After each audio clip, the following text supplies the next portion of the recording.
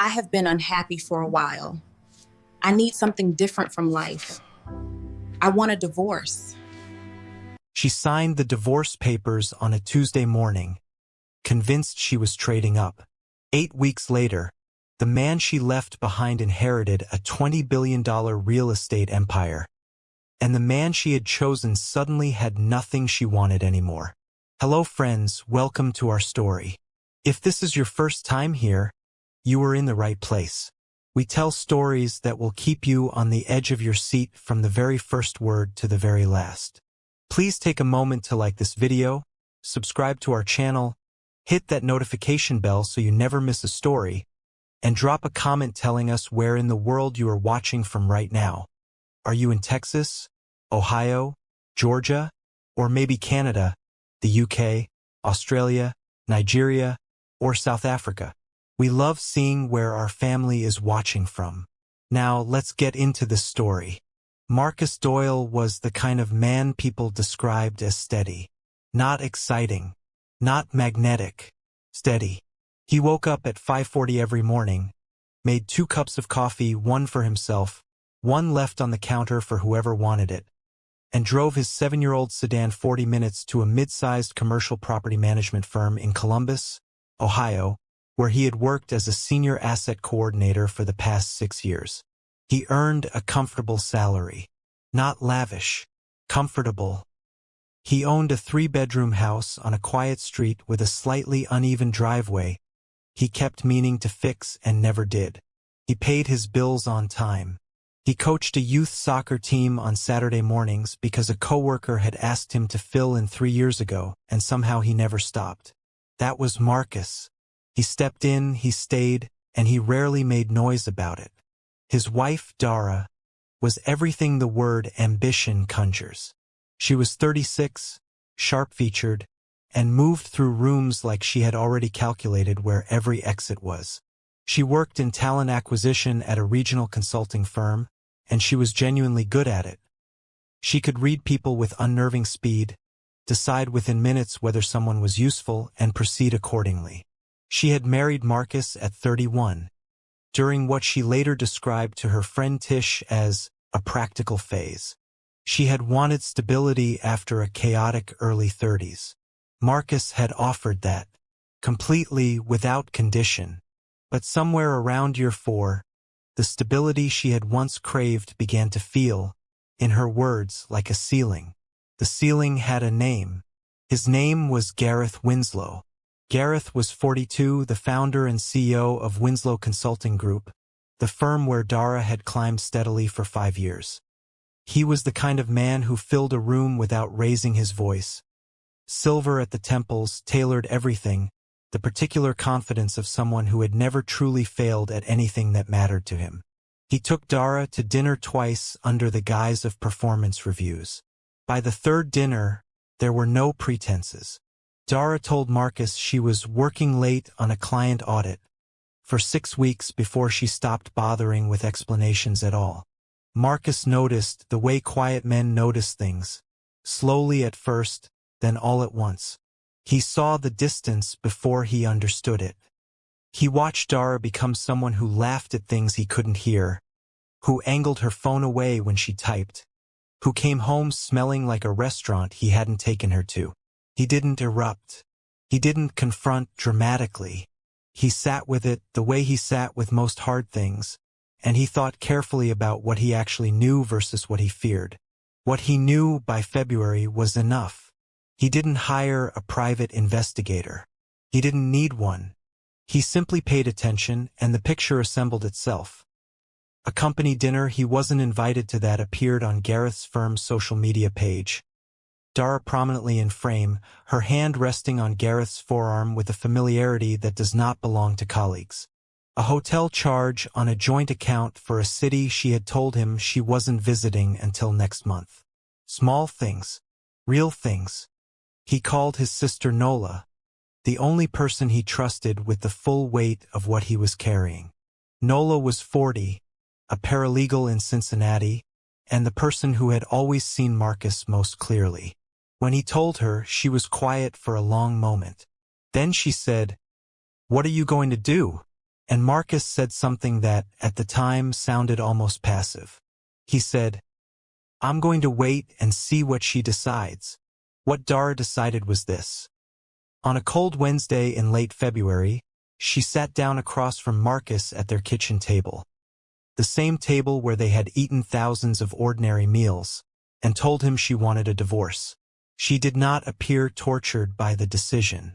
She was composed in the way of someone who had already grieved the marriage privately and arrived at this conversation in the resolved aftermath.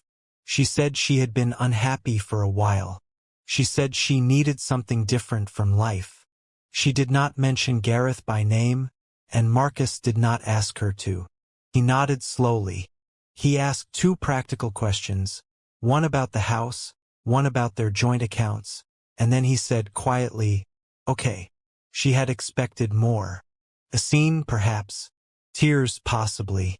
What she got was a man who stood up, refilled his coffee, and asked if she wanted him to call a mediator or if she had someone in mind.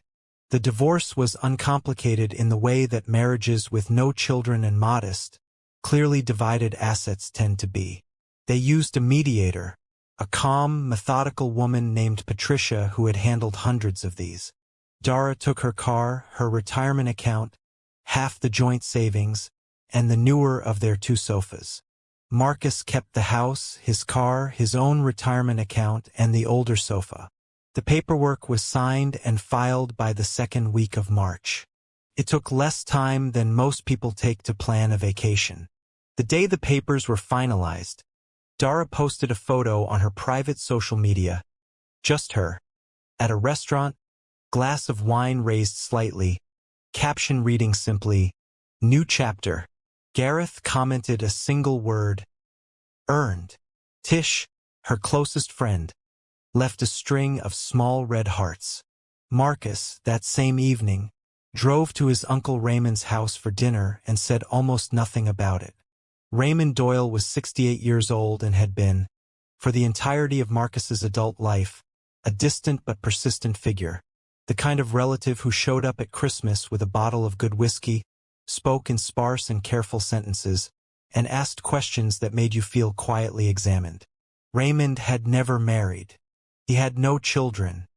He had spent 40 years building a real estate portfolio across the Midwest and the Southeast, starting with 2 properties he bought in his 20s with money saved from a decade of working construction, and expanding quietly and without fanfare into something that most people in his orbit had no real concept of.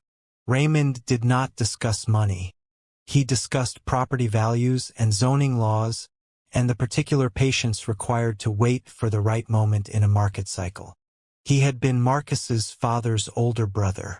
Marcus's father had died when Marcus was 19, and Raymond had done the small, consistent things a grieving family needed. He had shown up, stayed 2 weeks, helped settle the estate, and then maintained a steady, unshowy presence in Marcus's life ever since. What Marcus did not know, what almost no one knew, was the full scope of what Raymond had accumulated. On the 14th of April, 6 weeks after Marcus signed the divorce papers, Raymond Doyle had a stroke. He was found at home by his housekeeper the following morning. He survived, but the stroke left him significantly impaired, and within 10 days it became clear that he would not regain the capacity to manage his affairs. He was moved to a care facility. His attorney, a meticulous estate lawyer named Dwight Farrow, contacted Marcus within the week. The phone call lasted 47 minutes. Marcus sat down halfway through it and did not stand up again until it was over. Raymond had no other living relatives. His estate, held across 14 holding companies, 3 family trusts, and a series of operating entities that Marcus had not known existed, was valued at current market at just over $20 billion. It encompassed commercial office buildings, industrial warehouses, mixed-use developments, and a substantial portfolio of residential properties across 9 states. Raymond had structured everything over 20 years with Dwight Farrow's guidance, quietly, methodically, in a way designed to transfer cleanly and with minimum exposure. The trusts named Marcus as the sole beneficiary. Not partially. entirely. Dwight Farrow had met Marcus twice in his life. When Marcus sat across from him in the law office 3 weeks later, signing the documents that formalized his position as the controlling beneficiary of Raymond's estate, Dwight studied him for a long moment and said, "Your uncle trusted you completely. He told me once that you were the only person in his family who understood that patience is not the same as weakness." Marcus didn't say anything for a moment. Then he said, "I'd like to understand everything. Walk me through all of it." He spent the next several weeks doing exactly that. Now, pause here for just a moment. If you are still watching this story, drop the words "still here" in the comments below. I want to see how many of you are truly following along, because things are about to shift in a way that very few people saw coming, including the people in this story. Nola found out the same week as Dwight's first meeting. Marcus called her from the parking garage outside the law office, voice steady, and gave her the summary in 3 sentences. She was silent for a full 10 seconds. Then she said, "Marcus, does Dara know?" He said, "No. And I'd like to keep it that way for now." Nola, who had liked Dara well enough, but had watched her brother absorb a quiet devastation without complaint, said, "Good." What happened next was not a conspiracy. Marcus did not scheme dramatically or engineer a trap. He simply made intelligent, deliberate decisions about his own life and allowed the world to arrange itself accordingly. He hired a small, trusted management team to work alongside the existing staff at Raymond's holding companies. He had meetings with Dwight every week. He began to understand the assets with the focused attention of a man who had spent 6 years managing other people's properties and could now, finally, apply that knowledge to something that was his. He was not flashy about any of it. He drove the same car for 3 more months. He still lived in the house on the quiet street with the uneven driveway. He told almost no one. But Columbus is not a large world, and $20 billion is not a small number. The first story appeared in a regional business publication, a brief item about a transition in leadership at Doyle Holdings LLC, naming Marcus as the new principal. It was 7 paragraphs long and ran on a Tuesday. By Thursday, it had been picked up by 2 larger outlets. By the following Monday, it had been picked up nationally. The framing was irresistible to financial media. A relatively unknown mid-level real estate coordinator inheriting one of the most quietly assembled private real estate empires in the Midwest. The invisible billionaire, one headline read. Another, Columbus man nobody knew was rich. Dara saw the third article. She was having lunch with Gareth at his firm's private dining room when his assistant forwarded it to him. The name Doyle had flagged in a news alert tied to a property deal Gareth's firm had been peripherally tracking. Gareth scrolled. His expression didn't change immediately, but Dara, who was trained to read faces, watched something recalibrate behind his eyes. He handed her the phone without comment. She read the article once. Then she read it again. The name Marcus Doyle appeared in the 4th sentence. The photograph was a public filing photo. Formal, slightly stiff, but unmistakably him. The estimated value of the estate was printed in clean type, $20.3 billion. Gareth poured himself more water and said, very carefully, "That's your ex-husband." It was not a question. Dara did not answer immediately. She set the phone down on the white tablecloth. She was quiet in the particular way of someone running rapid calculations that she cannot afford to get wrong. She called Marcus that evening. He answered on the 3rd ring. She asked how he was doing. He said fine. She said she had read some news. He said he supposed she had. There was a pause, and then she said, with a warmth she reached for but couldn't quite locate naturally, that she had been thinking about him, that things had happened quickly, and she wondered sometimes if they had made decisions too fast. Marcus listened. He said, "I appreciate you saying that." And then gently he asked if she was happy. She said she was mostly, but that things were, she paused here, complicated. Marcus said he was sorry to hear it. He asked her to take care of herself. And then he said good night. She called twice more over the following 2 weeks. Each call was warmer. Each one explored, in softly couched language, the idea that perhaps their separation had been premature. Marcus listened every time. He was never cold. He was never sarcastic. He was, if anything, kind, the particular kindness of someone who sees clearly and chooses to speak carefully. Nola called him after the second callback. "She's circling," she said. Marcus said, "I know." Nola said, "What are you going to do?" Marcus said, "Wait and see." What Dara did not know was that Marcus had had a conversation with Dwight Farrow in the second week after the estate's existence became public. The conversation had covered several things, including a provision that Dwight had built into the primary family trust on Raymond's explicit instruction.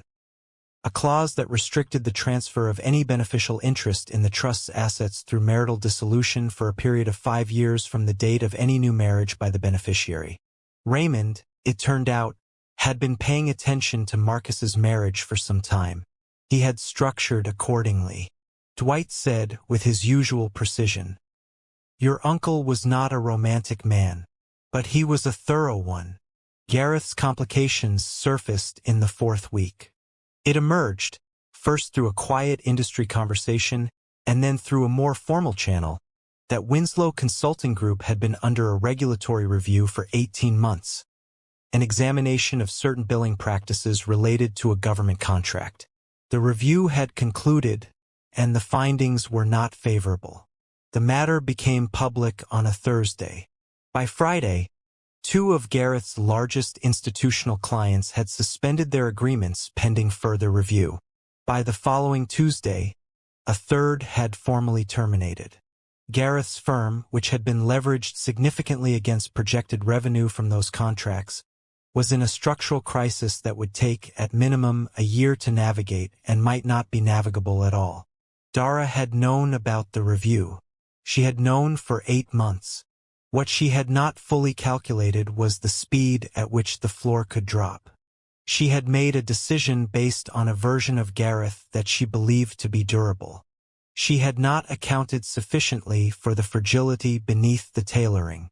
The moment the situation crystallized publicly, and there is always a moment like this, a single scene where the full weight of a set of choices becomes visible all at once, was a Thursday evening in May, at a charity gala hosted in the atrium of one of Columbus's landmark downtown buildings. It was a real estate industry event. Half the city's property and development community was present. Marcus was there because one of the holding company's partners had asked him to attend as a gesture of public continuity under the new leadership. He arrived with Nola, who had driven up from Cincinnati and wore the expression of someone prepared to enjoy themselves enormously. Dara and Gareth were also there. Gareth had accepted the invitation months earlier, when his position had seemed unassailable.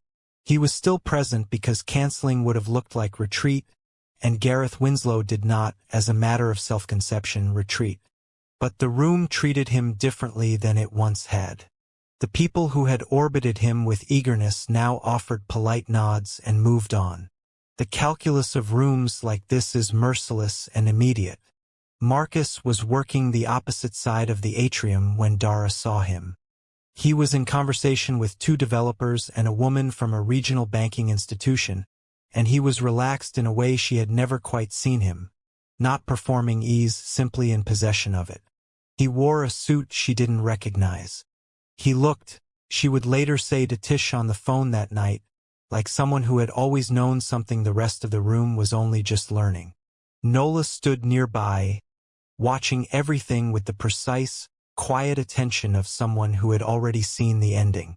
When Marcus noticed Dara across the room, he raised his glass slightly, a small, unhurried acknowledgement, and returned to his conversation without breaking it. Gareth saw the gesture. He recognized Marcus from the photograph in the news coverage, and the recognition arrived in his face as something closer to discomfort than he would have chosen to display.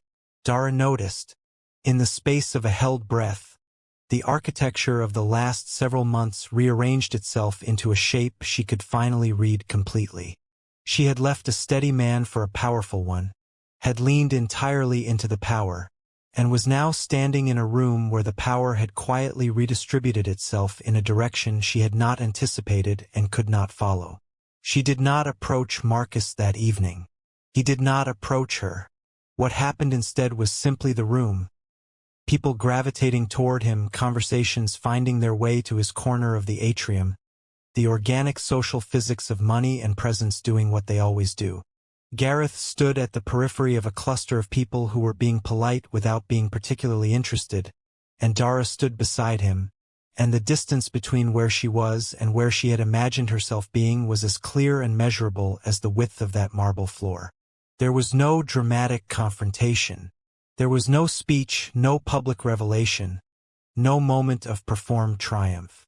That is the thing about the kind of reversal Marcus Doyle had lived through. It did not require theater. It only required time and the willingness to let reality speak at its own pace. Marcus and Nola left the gala around 9:15. On the drive back, Nola said, "How did that feel?" Marcus thought about it for a moment. Then he said, "Like something finished. Not happily, not bitterly. Just finished. The way a thing feels when it has run its full course and arrived at its correct end." In the weeks that followed, Dara called once more. Marcus answered, as he always had. She asked carefully if they might have coffee sometime. He said he was traveling a lot for the next few months, which was true, and that he would be in touch when things settled. He was kind. He was not available. He did not close the door with force, because Marcus Doyle was not a man who required the satisfaction of a slammed door. He simply did not reopen it. The divorce clause in Raymond's trust never needed to be invoked. There was nothing to invoke it against. There was no renewed relationship, no second marriage, no legal mechanism for anyone to challenge. There was only the fact of what had been built in silence and what had collapsed in plain sight, and the quiet, irreversible distance between the two. Nola called him on a Saturday in June. He was on his porch with coffee, watching the neighbor's dog investigate the uneven section of the driveway he still hadn't fixed. She asked how he was. He said he was good, actually good, he clarified, not just saying it. He said he was thinking about fixing the driveway. She laughed and told him it was about time. He said, "Some things you fix when you're ready, not when someone else thinks you should be." She was quiet for a moment, and then she said, "Raymond would have liked hearing you say that." Marcus thought about that for a while after he hung up. He fixed the driveway the following weekend. He did it himself, rented the equipment, spent 2 days on it, and when it was done he stood at the end of it and looked back at the house, at the good, ordinary, solid house that had always been his, and he felt something he hadn't felt in longer than he could precisely name. He felt like he was standing on level ground. The story of Marcus Doyle is not a story about revenge. It is a story about what happens when a person who has been quietly underestimated for long enough simply waits, does the work, and allows time to be honest. He did not set a trap. He did not plot a downfall. He made no speeches and issued no ultimatums. He was, as he had always been, steady, except that now the world could see what steadiness, in the right hands, in the right time, with the right inheritance waiting on the other side of a loss, could become. There is a particular justice in watching someone be proven wrong not by argument but by outcome. Dara was not a villain. She was a person who had made calculations that looked correct by the light available to her and had not, could not have, foreseen the light that was coming. That is not villainy. It is something almost worse. It is an ordinary error with extraordinary consequences, the kind that follows a person quietly and does not announce itself until a room full of witnesses is watching. The man she had assessed as a ceiling turned out to be a foundation. She had simply looked down instead of up. And Marcus Doyle, who had always been steady, was now standing on 20 billion square feet of ground that had always, in some sense, been waiting for him to arrive. And that, friends, is where our story ends. Not with fire and fury, but with something far more lasting. The kind of quiet that settles over a life when everything that was supposed to leave has left, and everything that was meant to stay finally has room to breathe. If this story moved you, surprised you, or made you think about a choice you've watched someone regret, leave us a comment right now. Tell us your honest reaction. Tell us whether you saw Dara's moment of reckoning coming, or whether it caught you off guard. We read every single comment, and your voice is what makes this community worth showing up for every week. If you haven't subscribed yet, now is the moment. There are more stories coming that you do not want to miss. Hit that bell, share this video with someone who needs to hear it today, and we will see you in the next one. Take care of yourselves.